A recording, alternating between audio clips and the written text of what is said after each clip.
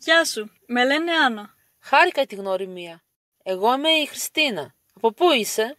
Είμαι από την Ελλάδα. Εσύ? Είμαι από τη Ρωσία, από τη Μόσχα. Πόσο χρονών είσαι?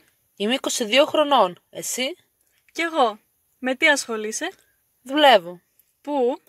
Δουλεύω σε ένα ξενοδοχείο. Εσύ? Εγώ σπουδάζω. Τι σπουδάζεις? Αεροσυνοδός. Πολύ ωραία. Θες να πάμε για καφέ? Ναι, φυσικά. Πάμε. Πάμε.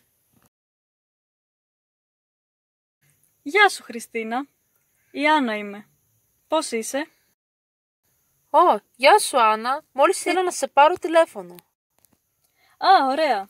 Αναρωτιόμουν αν θα ήθελες να πάμε σινεμά απόψε. Φυσικά. Θα ήθελα πολύ. Τι ταινία έχει? Έχει μία νέα κομμωδία. Τι θα έλεγες? Ακούγεται καλό.